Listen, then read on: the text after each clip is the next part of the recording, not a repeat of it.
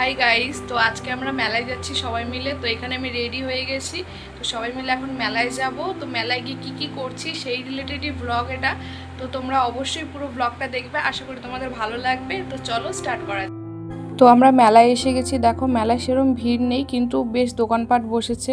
এখানে দেখো আমাদের দিশা নিয়ে এসছে। তারপরে আমরা এখানে আর অনেক কিছু কেনাকাটা করব বলে সব জিনিসপত্র দেখছিলাম। এখানে অনেক পুতুল রয়েছে।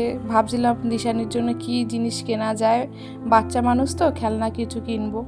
তারপরে এখানে আমাদের কিছু জুয়েলারি দেখছিলাম। মাথার দেখো ব্যান্ডগুলো খুব সুন্দর রয়েছে। এগুলো কিন্তু সবই 30 টাকা করে ছিল।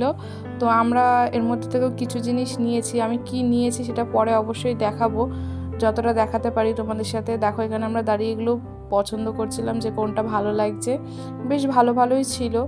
তো তারপরে আমরা খাবারের দিকে গেলাম। এখানে দেখো অনেক কিছু বসেছে, জিলিপি টিলিপি, তারপরে গজা, ঘুগনি, ফুচকা, আরও অনেক কিছুই বসেছিল। তো আমরা খেয়েছি হচ্ছে ঘুগনি।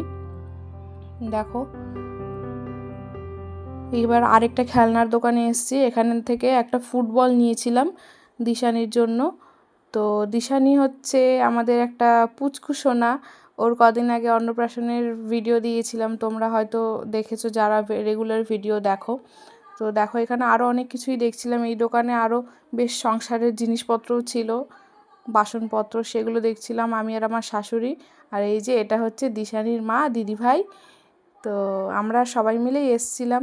আর এখানে দেখো কত সুন্দর রাইড রয়েছে, মিকি মাউস রয়েছে। এগুলো ছোটোবেলায় ওঠার জন্য খুব বায়না করতাম মায়ের কাছে। মা অবশ্য বলতো না, তুই উঠলে ভয় পাবি ভয় পাবি, কিন্তু বাবা জোর করে উঠিয়ে দিত। যাই হোক, তো সেগুলো এখন অতীত। এগুলো এখন দেখেই মজা লাগে।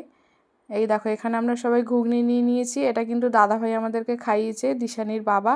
তারপরে আমরা সব মেলা ঠেলা ঘুরে জিনিসপত্র কিনে এই দেখো সবাই হেঁটে হেঁটে বাড়ি ফিরছি, বাড়ি চলে এসেছি।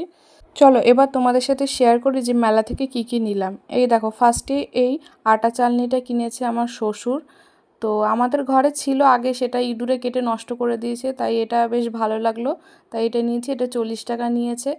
আর এখানে আমার শ্বশুরমশাই কিনেছে দুটো কসবাইট কিনেছে। দেখো দুটো কালারের, একটা পিঙ্ক, কি সুন্দর কালারটা, আর একটা কিনেছে কালো। আর আমি কিনেছি এই মাথার হেয়ার ব্যান্ডটা কিনেছি, ওই ফেস প্যাক লাগাতে যাতে খুব সুবিধা হয় সেই জন্য।